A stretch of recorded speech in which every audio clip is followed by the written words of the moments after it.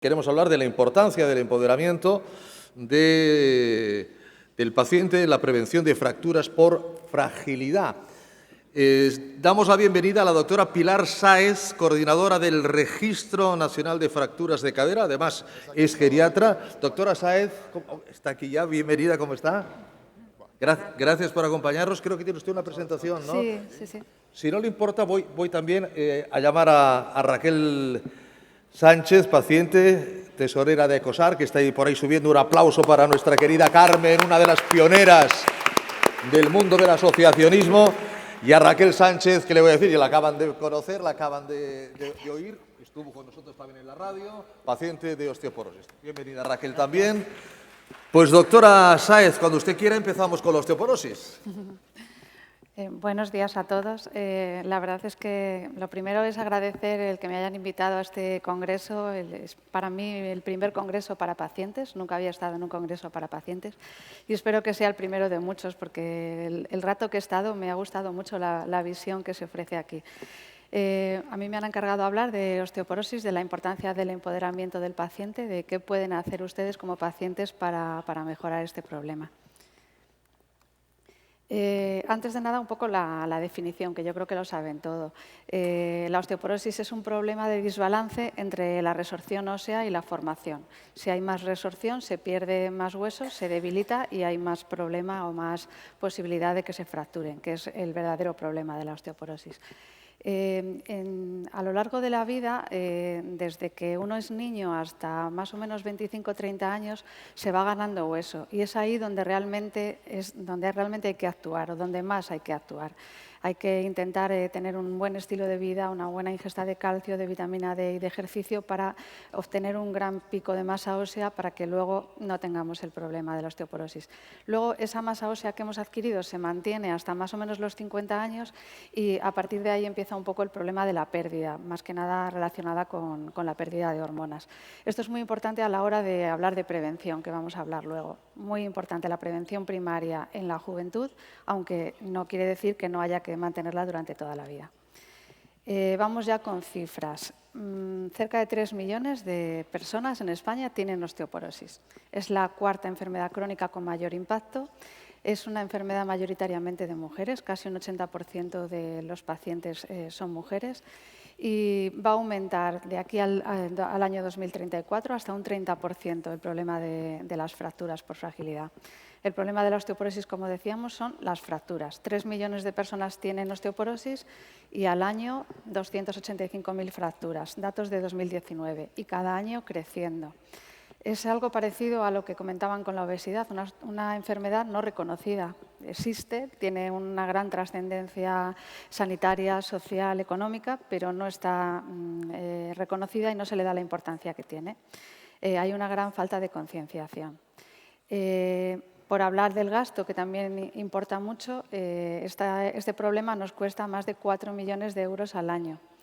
Es curioso ver, como ven ahí en la zona de la sillita de ruedas, que más de la mitad de este gasto es por discapacidad. Es decir, las personas que tienen osteoporosis y que se fracturan presentan una discapacidad, un deterioro funcional muy importante que a veces se queda ya para toda la vida.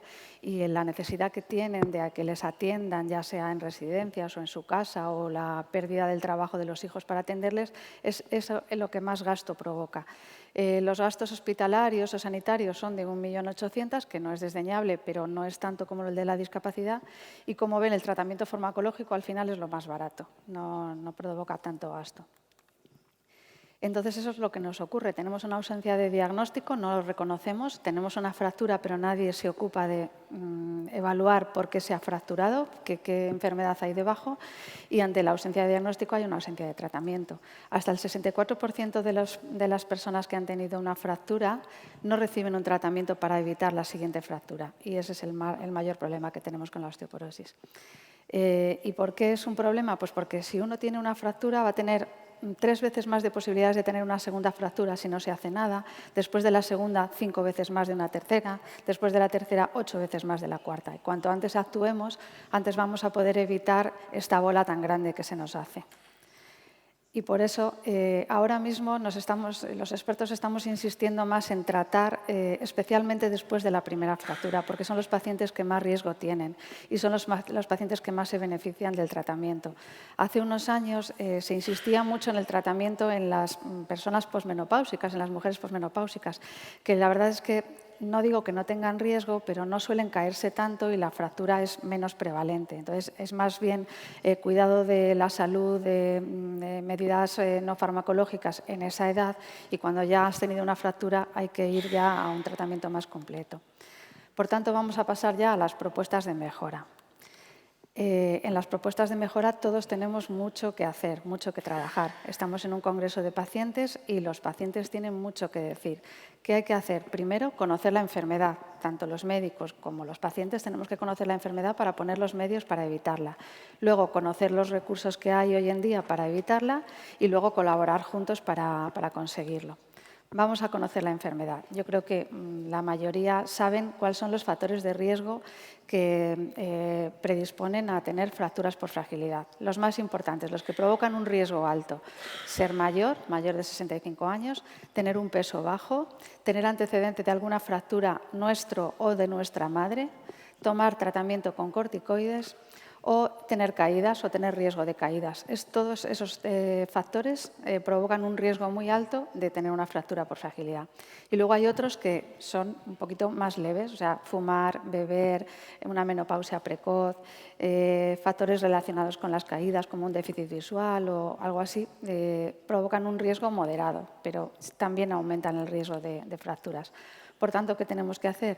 Pues modificar el estilo de vida, una dieta equilibrada, aportar suficiente calcio y vitamina D, una adecuada exposición al sol. Si no queremos tomar vitamina D, pues habría que tomarlo, digamos, por el sol. Un ejercicio físico adecuado, que luego vamos a hablarlo, evitar tóxicos y prevenir caídas. En esto de la prevención de caídas es algo más o menos novedoso, por lo menos a nivel de sociedad. Que es muy frecuente que las fracturas vengan después de una caída. Y bueno, pues se atribuye la fractura a la caída y no a la osteoporosis. Las fracturas son por las dos cosas, por la osteoporosis y por las caídas. Y hay que atender a la osteoporosis y hay que prevenir las caídas. Hay que eliminar los obstáculos que tenemos en casa o en la calle, la típica baldosa que sobresale y al final nos caemos. Hay que evaluar si hay un déficit visual o hay vértigo o hay un calzado inadecuado en una persona mayor. Y hay que revisar los fármacos. Nos sobran muchos fármacos con frecuencia y eso hay que revisarlo. Es verdad que cada vez se está dando más importancia a este problema de las caídas y a nivel del Ministerio de Sanidad ya en el 2014 elaboraron un documento de consenso para prevenir caídas y fragilidad y lo han renovado ahora en mayo de 2022. Entonces nos dicen a los médicos que una vez al año personas que son autónomas, que es lo que quiere decir un Bartel mayor de 90, es una escala, pues personas que son autónomas hay que interrogarles al menos una vez al año si se caen o si tienen fragilidad. Se les pasa unas pruebas y entonces las personas que se caen con frecuencia o son frágiles hay que ofrecerles un tratamiento más intensivo, tanto de nutrición como de ejercicio físico, como estilos de vida saludables. Y es lo que vamos a comentar. La nutrición tiene que ser equilibrada, pero hablando de osteoporosis, una ingesta de calcio adecuada. Todos sabemos que los lácteos tienen calcio, pero por completar o por si alguien tiene intolerancia a los lácteos, también los frutos secos, las legumbres, verduras verdes, frutas y marisco y pescado, todo eso tiene gran cantidad de calcio. Y vitamina D lo podemos hacer mediante el sol, como decíamos antes, o con huevos, hígado o pescados grasos. Y si no podemos tolerar esos medicamentos, siempre hay pues, o comprimidos o cápsulas con vitamina D. Por supuesto, eliminar los tóxicos, como decíamos antes, alcohol, tabaco, cafeína y sal, no es bueno para los pacientes con osteoporosis. El ejercicio físico es fundamental. Tenemos que estar sanos y no caernos. El ejercicio físico previene las caídas y además fortalece los huesos para no padecer osteoporosis. Tiene que ser individualizado y tiene que ser diario. Lo que hace es que aumenta la fuerza muscular, aumenta la densidad mineral ósea y disminuye el riesgo de caídas. Tiene que ser de ejercicio aeróbico, como pueda ser andar o montar en bici, pero también tiene que haber cierto ejercicio de fuerza, es decir, utilizar algo de pesas, algo de gomas elásticas o, como pone ahí, pues, por ejemplo, hacer sentadillas. Y luego también es útil hacer ejercicio para el equilibrio. Para esos pacientes que tienen inestabilidad se puede trabajar el equilibrio para que no se caigan. Es fundamental el ejercicio.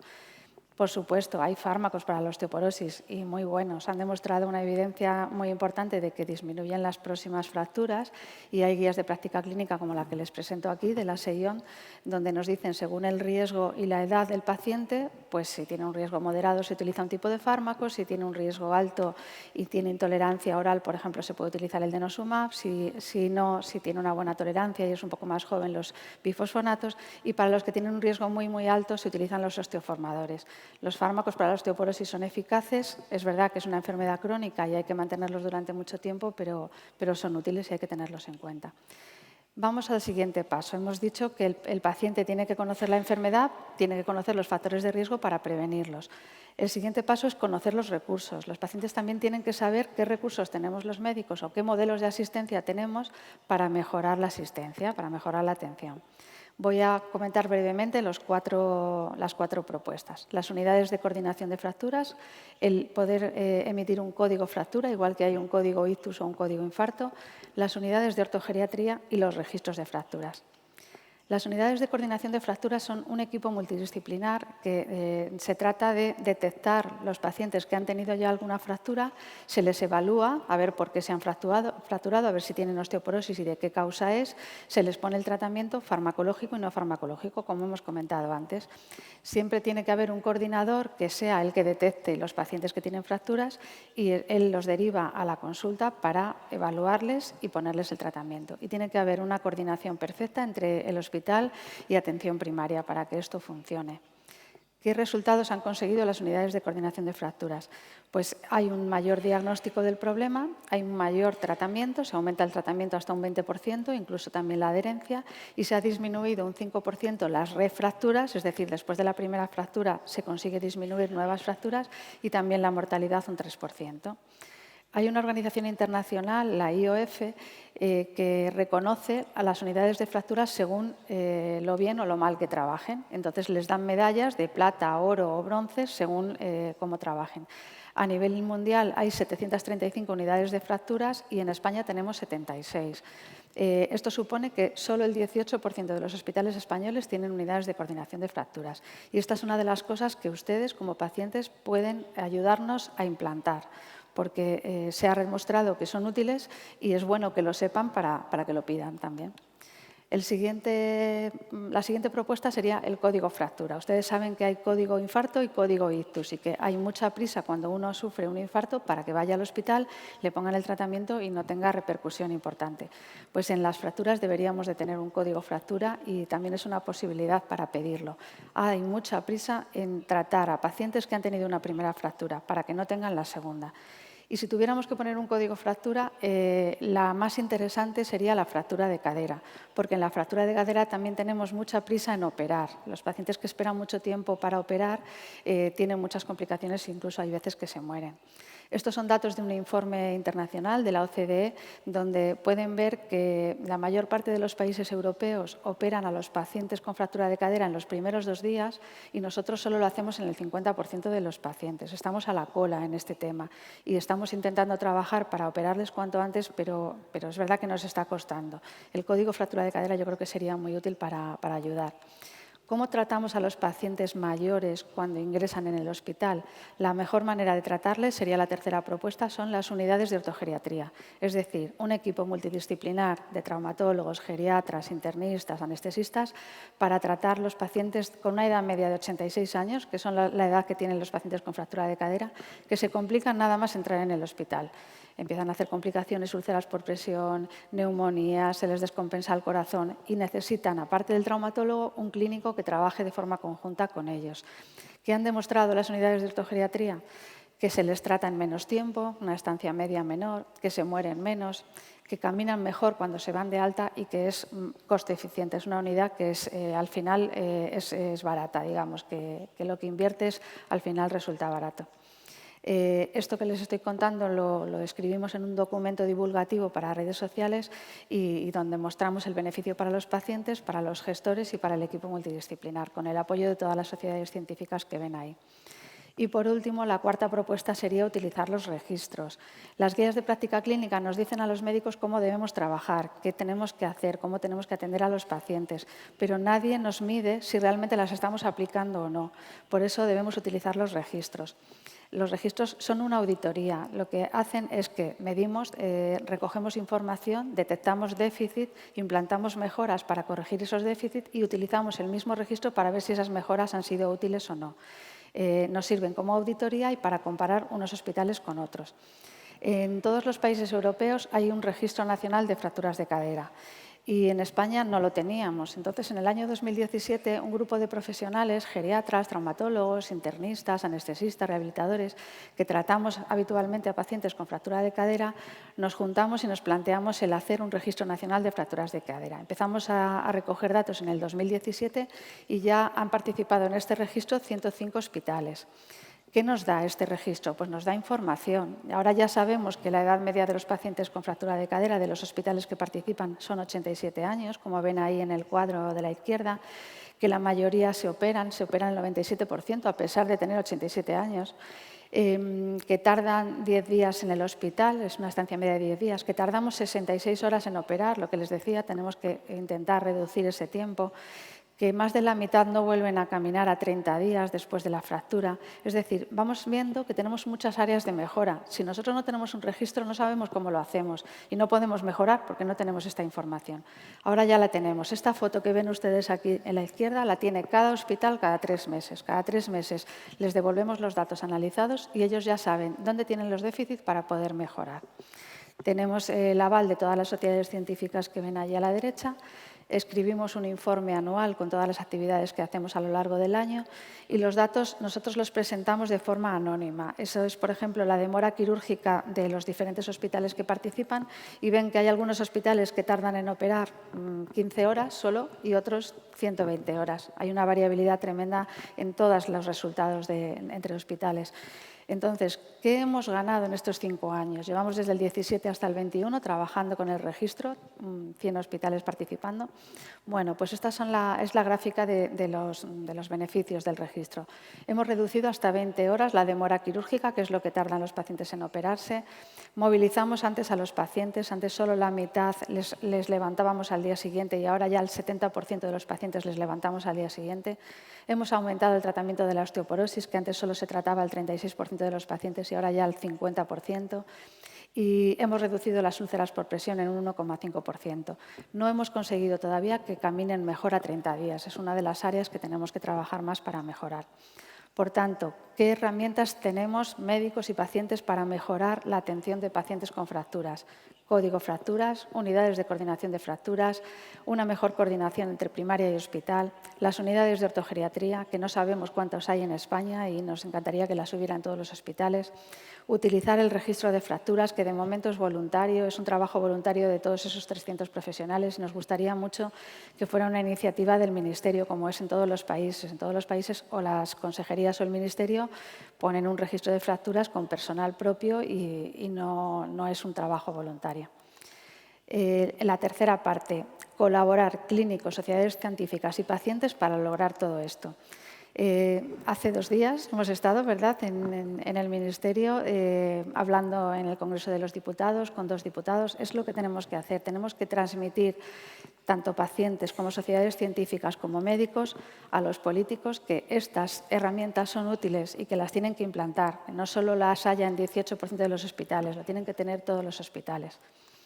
Por tanto, las campañas de sensibilización social, el que los pacientes sepan que es una enfermedad, que tiene tratamiento y que tiene herramientas, son útiles. Hay que difundirlo. Y un congreso como este, de verdad que yo estoy emocionada porque me gusta muchísimo que haya tanta gente interesada por el problema y que puedan difundirlo a todos sus compañeros y amigos. El último lema de la última campaña que yo conozco es rompe las estadísticas, no tus huesos. No dejemos que aumente el 30% las fracturas. Hay que romper las estadísticas. Los pacientes tienen que estar en el centro. En esta ponencia también me pidieron que contara un ejemplo del hospital hospital donde yo trabajo, donde están contando con los pacientes en las comisiones clínicas del hospital. Es decir, van a poder participar en la gestión y en las decisiones del hospital. Bueno, pues yo trabajo en el Hospital Universitario Fundación Alcorcón, un hospital de Madrid, y en marzo de 2022 surge la idea, imagino que surgiría, a lo mejor Carmen lo sabe mejor, pero yo creo que salió de una comisión de dirección, la idea de que los pacientes tienen mucho que decir en las decisiones del hospital. Hicieron una reunión informativa en el Salón de Actos del hospital el 5 de abril y convocaron a todas las asociaciones con sede en Alcorcón. Después de informarles, empezaron a hacer entrevistas en mayo a todas las asociaciones para conocer qué hacían cada asociación y el 28 de junio se constituyó la Comisión de Asociaciones de Pacientes. Está formada por alguien de atención primaria, gestor de atención primaria, gestor de atención especializada, concretamente la directora de continuidad asistencial, una trabajadora social y 7 asociaciones de pacientes con sede en Alcorcón. Y otras colaboran en otros foros de trabajo, aunque no estén dentro de la comisión. ¿Qué objetivos tiene esta comisión? Dar visibilidad a las asociaciones, saber en qué trabajan y poder trabajar juntas y que las asociaciones también sepan qué hacemos en el hospital. Que los pacientes puedan hacer propuestas de mejora. Todos sabemos que llegamos al hospital y pensamos, pero ¿cómo me han citado un día para anestesia, otro día para análisis, otro día para la radiografía? ¿Por qué no me citan el mismo día para todo? Por ejemplo, seguro que tienen ustedes miles de propuestas que los médicos no caemos y nos las pueden hacer en esta comisión y quizá podamos mejorar. Revisar procesos, revisar documentos. Los documentos de, ¿cómo se llama?, el consentimiento informado, a veces no se entienden. Lo escribimos para nosotros, no lo escribimos para ustedes. Si ustedes revisan esos consentimientos informados, nos pueden decir, esto si lo escribes así a lo mejor lo entendemos mejor y podemos cambiarlo. Mayor accesibilidad física y digital y también conocer todos los recursos sociosanitarios que tenemos en la población para poder ofertarlos a todos los pacientes. Estas son las asociaciones que han entrado en la comisión, la Asociación de Familiares de Alzheimer, de Cardiopatía, de Neurodesarrollo, Esclerosis Múltiple, de Parkinson, Diabetes y Ludopatía. Y estas otras 3 participan en algunos procesos, AECOSAR, alcoholismo y fibromialgia.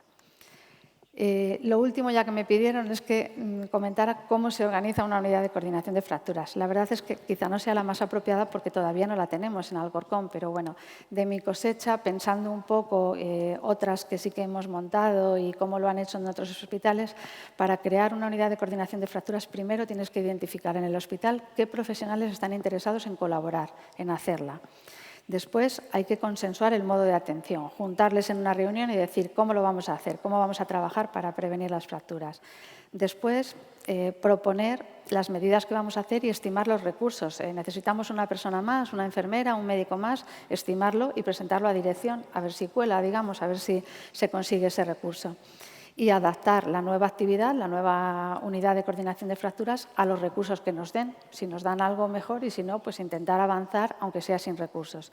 En nuestro hospital, ¿por dónde nos llegamos? Ya hemos identificado los profesionales interesados y ya hemos consensuado el modo de atención, que es crear un protocolo basado en las guías de práctica clínica de la SEION para que todos tratemos igual a los pacientes con fracturas, tanto si cae en manos del traumatólogo como si cae en manos del reumatólogo, del geriatra o del médico de atención primaria. Que sepamos qué analítica hay que pedir, que sepamos qué tratamiento hay que poner según el tipo de paciente. Nos llegamos por ahí. Nos falta proponer los recursos y que nos los den, pero bueno, vamos a seguir luchando. Y bueno, esto me parecía interesante decirlo porque, por ejemplo, las unidades de coordinación de fracturas todavía no lo hemos conseguido, pero les he hablado del ejercicio, de la importancia del ejercicio para prevenir las caídas, para que no nos fracturemos.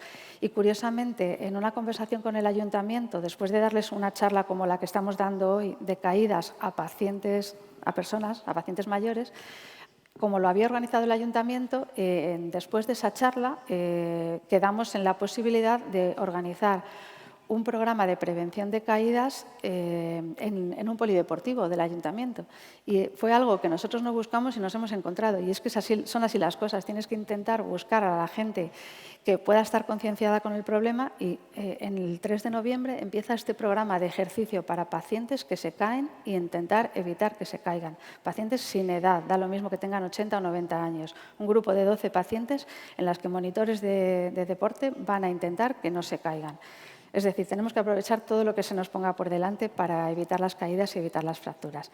Como conclusión, ya yo creo que se ha dicho todo. Mejorar la prevención secundaria, fomentar los registros, utilizar las guías de práctica clínica, programas de prevención de caídas y fracturas, implantar unidades de ortogeriatría y unidades de coordinación de fracturas. Importantísimo las campañas de concienciación para que ustedes pidan también a los médicos y a los gestores lo que necesitan para prevenirlo y fomentar la investigación. Todos tenemos que trabajar juntos, médicos, pacientes, y tiene que haber un compromiso político. Lo que nosotros presentamos hace 2 días al Congreso de los Diputados forma parte de la plataforma de prevención de fracturas por osteoporosis, una plataforma que tiene el aval de todas esas sociedades científicas y que yo creo que está siendo una buena fórmula para difundir este problema. Muchísimas gracias.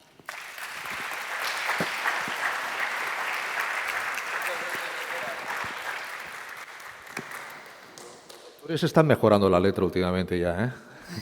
Me ha gustado que haya dicho, es la primera vez que hablo ante los pacientes. Algunas veces nos lo cuentan y la sensación es un poco distinta, ¿no? Yo conocí a Carmen hace ya bastantes años en Madrid en un acto de Amgen, que íbamos por toda España con asociaciones de pacientes. Ahí te conocí. Era un Día Mundial de la Osteoporosis. El 20 de octubre, hoy hace una semana, fue el Día Mundial de la Osteoporosis. Y yo también quiero pedir que se acerque el presidente de AECOSAR, la Asociación de Pacientes de Osteoporosis, el doctor Josep Vergés, porque el pasado jueves, con motivo de ese 20 de octubre, le voy a dar al doctor Vergés, compañeros, el micrófono 2. A ti,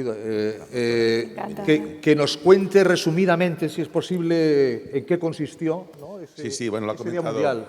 Por cierto, felicidades por tu presentación, lo has hecho muy bien, ¿eh? Muchas gracias. Y nada, ya ves que los pacientes somos Doctor, fantásticos, acérquese el micrófono, por favor. Los pacientes somos fantásticos, están encantadas aquí, encantados de que estéis aquí, ¿no?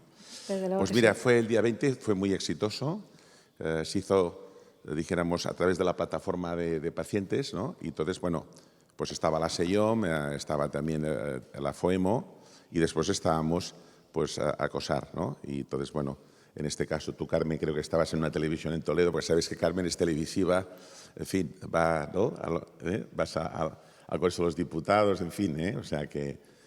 y Carmen, porque yo, como decías tú, pues lleva muchos años como paciente experta, ¿no? Y con conocimiento de la osteoporosis. Y bueno, yo creo que fue muy bien, dijéramos, de romper las estadísticas, ¿no?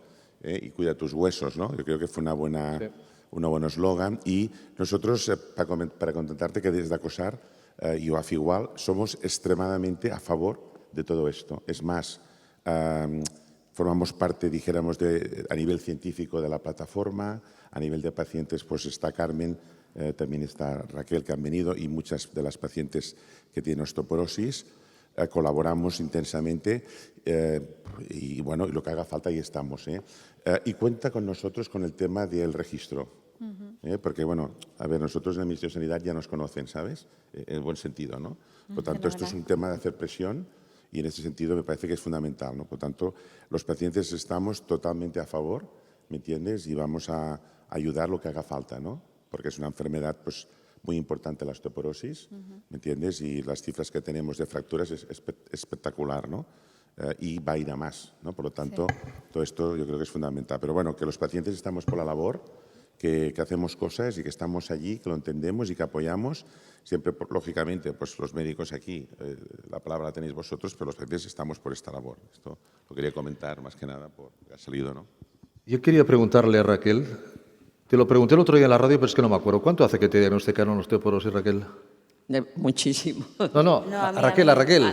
No, a mí en 2020, 2019. Reciente, muy reciente. Sí. ¿Consideras que desde ese día a ti te han informado, tú estás ya conocedora de tu enfermedad, te han informado de los tratamientos, de las medidas higiénico-dietéticas? ¿Te consideras una paciente que sabe lo que tiene? Yo es una de las cosas que voy a manifestar. Yo tengo información gracias a ECOSAR.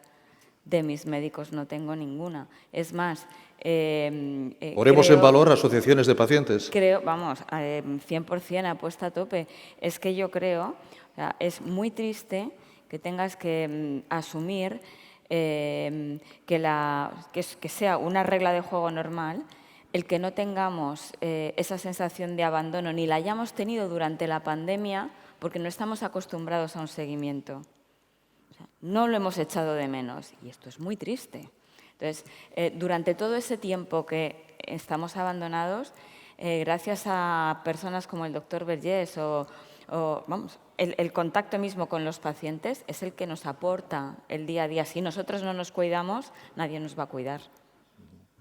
Carmen, a ti hace años que te diagnosticaron osteoporosis, fuiste de las primeras personas en este país que reivindicó el asociacionismo, que los pacientes se unieran, porque la unión de los pacientes es lo que en algún momento, y ahí está Wafi también, puede cambiar la situación, ¿no? Claro, es que a propósito de lo que han estado diciendo de la discapacidad hoy, de esta ponencia, sí, le diré que la osteoporosis no está reconocida como una enfermedad grave y discapacitante. Entonces, aquí, hoy y en este auditorio, yo reivindico que se conozca y se apruebe como enfermedad y que se reconozca como discapacidad la osteoporosis también. O sea, no solo la artrosis, sino también la osteoporosis. Es que sorprende que no sea reconocida ya, ¿no? igual que la obesidad, que decía Claro. Federico antes también, ¿no? Es que la incidencia que tiene sobre nuestra calidad de vida, pero no solo es la calidad de vida, el día a día normal. O sea, yo ya no puedo recibir un abrazo como el que recibía de mis hijos. Claro. Es que me han llegado a fisurar costillas por la efusividad con la que me quieren, ¿no? Entonces, o sea, el que yo ya no pueda ir a jugar al tenis un domingo, o que no pueda practicar mi deporte favorito que ha sido el esquí toda la vida, o eso, simplemente el que mis hijos no me puedan abrazar, es que mina mucho, hasta psicológicamente. ¿Todo eso llega al médico, doctora? ¿Cuál, perdona? Todas estas sensaciones, estas frustraciones a veces, esos sentimientos muy profundos, ¿le llega al médico? ¿Le llega al profesional sanitario? ¿O hay como una especie de foso, permítame la expresión, que separa mucho? En esta enfermedad separa mucho. O sea, es muy, muy conocido que después de que uno tiene un infarto, y lo hablábamos el otro día en el Congreso, sales del hospital con 3 o 4 pastillas, con una cita de cardiología, otra de rehabilitación cardíaca, Ya. otra para el médico de atención primaria, que cada mes te va a ver el médico de atención primaria y te va a pesar, te va a mirar la tensión, te va a mirar el azúcar para que no vuelvas a tener otro infarto. Y eso es muy conocido y yo creo que los pacientes con ese tipo de patologías se deben de sentir como más seguidos. A lo mejor no todo lo que quisiéramos, pero más. Pero es que en la osteoporosis y las fracturas es prácticamente nulo. Excepto donde hay unidades de coordinación de fracturas, que hay un seguimiento un poquito más estrecho, no se suele hacer ese tipo de seguimiento. No se reconoce como problema. Ni muchos pacientes lo reconocen como problema, ni muchos médicos. Entonces, y si no hay unidades, nosotros tampoco tenemos capacidad para citar a los pacientes cada 2 o 3 meses si no estamos encuadrados dentro de una unidad con más recursos. Eso es la pura verdad. Ahora que habla de unidad, ¿cómo podemos aumentar el número de unidades de coordinación de fracturas en nuestro país, doctora Sáez? Yo creo que pico pala, todo el rato presentando los datos a los gestores, a los que tienen capacidad para decidir, presentando los beneficios. Hay cantidad de evidencia científica, cantidad de artículos. Ahora, a nivel nacional, el doctor Naranjo, en Canarias, que tiene una FLS, que es muy, muy activo, ha demostrado esos buenos resultados en España, que a lo mejor pueden decir, no, es que en otros países lo hacen de otra manera y por eso tienen buenos resultados. No, ya tenemos resultados nacionales. Entonces, tenemos que, en estos foros y todas las veces que nos den oportunidad, pedirlo, porque es algo fundamental. Con permiso del presidente, no comemos, pero pedimos 2 preguntas. Es que Las que no las podéis mandar a María Teresa. las que no, es que sin micrófono no se le oye, doctor. Sí, a mí me gustaría, si es posible, apuntar a una cosa, digamos, apuntalando y viendo la importancia que tiene lo que acaba de decir la doctora, y es, primeramente, y como, bueno, volviendo a lo que ha dicho mi padre, la protocolización. O sea, para empezar, que no sepamos quién tiene que ser el especialista que nos lleve nuestro caso. Yo, en el mío, por ejemplo, han sido especialistas de distinto ámbito. No me ha dicho lo mismo el especialista de medicina interna que el traumatólogo, que el reumatólogo, que es ahora realmente el que me está llevando con más rigor. Me han llegado a interpretar analíticas de distinta manera, me han llegado a dar pautas de distinto modo e incluso me han llegado a decir que soy la paciente ideal por no preguntar. Entonces, quiero decir, esto no es posible. Ya digo, como para mí ha habido un antes y un después de conectar con AECOSAR, ¿no? Pero me gustaría que esto, que es una regla, deje de serlo. O sea, eso por encima de todo. Bueno, ya lo sé, pero creo, doctor Vergés, que el especialista va a ser el reumatólogo experto en osteoporosis. Sí, ya lo sí, creo. es ¿No? que Es el especializado Sí, en osteoporosis. es que es así, es transversal. De hecho, fijaros que es una enfermedad endocrinológica, ¿eh? La primaria. Es decir, entonces, claro, en teoría deberían ser los endocrinos, ¿no? O sea, pasa que hay pocos endocrinos. Después también los reumatólogos también tienen mucha capacidad, porque también es una formación de internista, ¿no? Los ginecólogos también, pues también la tratan. En primaria se debería tratar, y esto es el... De hecho, la encuesta que hicimos nosotros en ACOSAR, ¿te acuerdas? Estabas ahí, Carmen, pues salía, por ejemplo, que en España, por ejemplo, las pacientes estaban en general muy contentas en el ámbito hospitalario. Es decir, oye, a mí en el hospital me han atendido bien, me han puesto una prótesis porque yo tenía una fractura dijéramos, osteoporótica, ¿no? De fragilidad, y me ha ido bien. Ahí, bien. El problema es cuando salen del hospital, y entonces hay el seguimiento, ahí hay un decalaje entre lo que es, dijéramos, la hospitalaria y la primaria importante. No se siguen, y ahí es donde pueden volver a tener una segunda o una tercera fractura. Y ahí yo creo que dijéramos, es que hemos de tener en cuenta que la primaria está colapsada, ¿no? Pero ahí es un problema importante. Y también quería decir una cosa, que para las personas que estéis interesadas, en la web de ACOSAR están todas las listas, todos los hospitales, dijéramos, que comentaba la doctora, dijéramos, son hospitales de estos de coordinación de fracturas. Los que tienen las unidades de Están allí las unidades, o sea que podéis saber cuáles son y dónde se puede acudir. Otra cosa es que en el área de primaria os dejen ir allí. Y después también aprovecho que tengo aquí al doctor Manuel Santiñá, que también está aquí, que ha sido presidente de la Sociedad Española de Carácter Asistencial y ahora es el past president, que también se está haciendo un trabajo muy riguroso con estas unidades. Dijéramos, se está coordinando todo este tema bien, que se va a hacer un informe. Y nosotros también estamos allí, o sea, ACOSAR también está allí. Por lo tanto, quiero decir que nosotros estamos allí para ayudar, y vamos a ayudar. Y después comentaros dos cosas para acabar, doctora, es muy importante. Mira, en la mesa que va a venir más tarde, que se va a hacer el Arto 360, que lo va a presentar ahí por aquí está, dijéramos, José Luis Vaquero. Este es un programa que tenemos en OAFI y en ACOSAR, y ahí vamos a poner todo este tema, la plataforma va a ir allí. Esto es un programa que presentamos en el Senado, que presentamos en el Ministerio de Sanidad, y ahí va a ir. Y ahí es donde los pacientes podemos ahorrar mucho dinero colaborando bien. Y después hay otro tema, también me gustaría comentar, que tú lo has dicho aquí, que también se va a presentar mañana, que es el OAFI Space.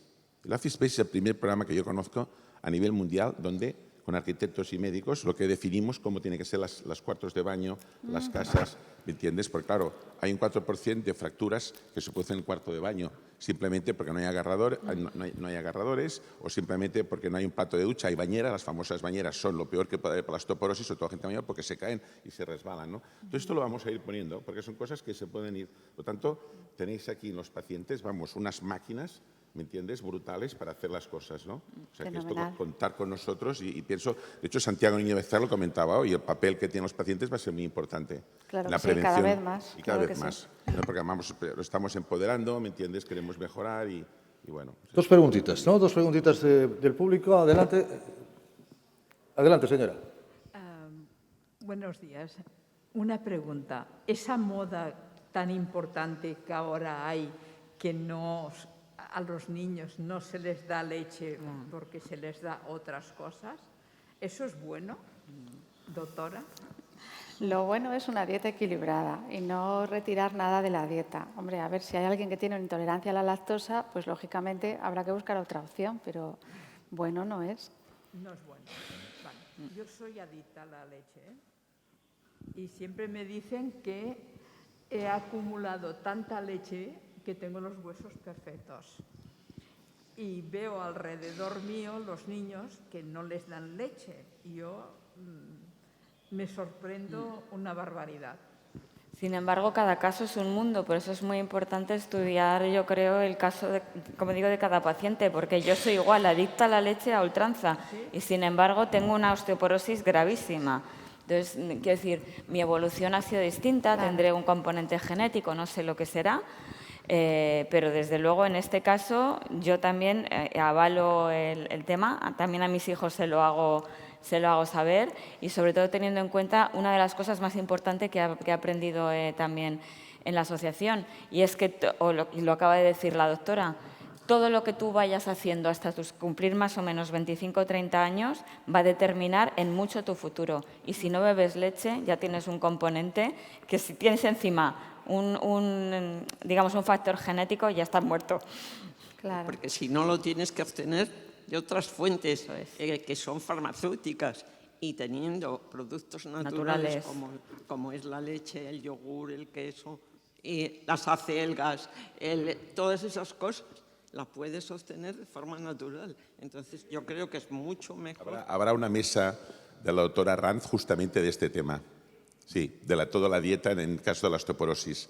Os lo va a explicar, pero con detallísimo, porque claro, no se tiene suficiente tiempo, pero va a haber lo veis en el programa, lo veréis. ¿Quién tiene el micrófono?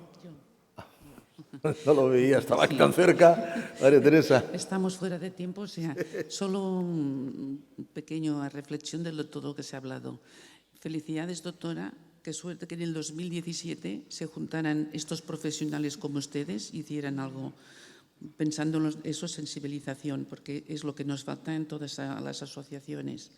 Lo que dice usted es verdad. Hay mucha gente que no pregunta, o lo que decía también Raquel. En el NOACI nos llama mucha gente con la temida inyección, que a veces he llamado a Carmen. Hay que informar de esta inyección que muchos médicos ahora dicen para la osteoporosis, les da pánico ponérselo, porque tienen contraindicaciones como todo, ¿no? O sea, hay un agujero, lo que decías tú, hay un agujero aquí que… Después también otra cosa, hay personas que se quedan en casa, no salen, hacen ejercicio, lo de la pandemia ha sido horroroso, y solo animar como ejemplo, Carmen, cada año a sus 20 años como tiene, ayer a las 7 de la mañana ya estaba en el AVE para venir. O sea que es un ejemplo, no hay que quedarse en casa, hay que preguntar, hay que salir, ejercicio moderado. Solo era mi reflexión. Gracias. Bueno, Raquel cuando vino al colegio de médicos acompañando a su egregio padre, como dije, ¿a qué hora os levantasteis para coger el AVE? Pues como hoy más o menos. Yo a las 5:30 más me estaba levantada. O sea, a las 5, o sea, otro pedazo madrugón, ¿eh? Y nosotros, bueno, ya sabéis que esto de la actividad física, ahí en Alcorcón, ¿cuántas pacientes tenemos en Alcorcón? Doctor, no le tema el micrófono. ¿Cuántos pacientes tenemos?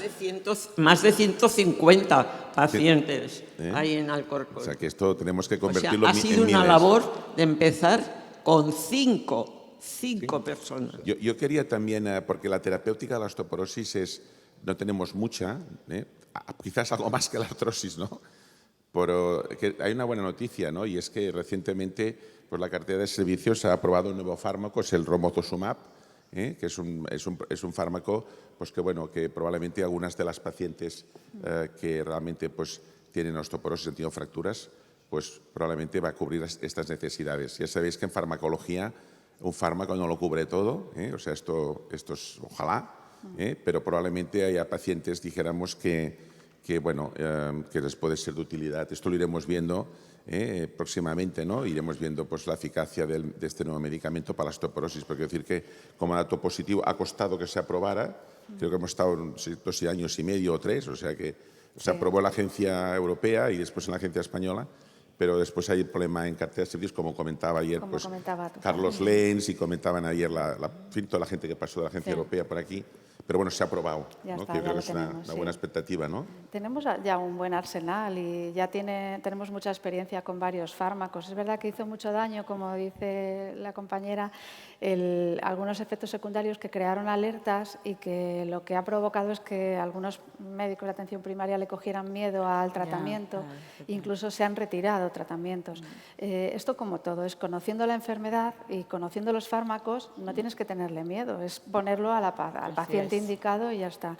Y por eso insisto que las unidades de coordinación de fracturas al final es un equipo especializado que sabe cómo tratarles.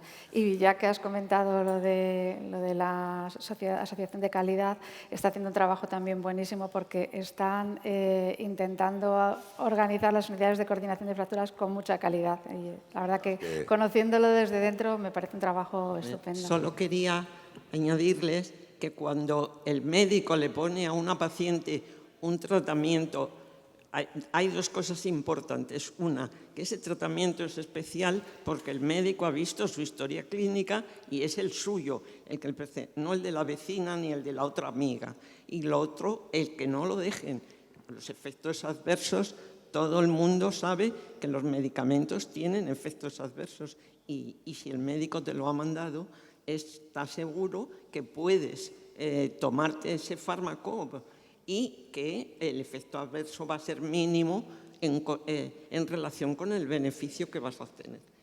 Eso es lo que yo quería aclarar con las pacientes, porque luego en la asociación nos llaman, me han puesto esto, ¿y tú qué tomas? ¿Y a ti qué te ponen? Entonces, esto es muy importante que...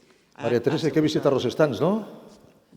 ¿No? Sí. Visita de stands. Pues muchísimas gracias, ha sido un placer. Gracias, doctora, gracias, Raquel, gracias, Carmen, como siempre. Doctor Vergés, hacemos una pausa, 5 o 10 minutos.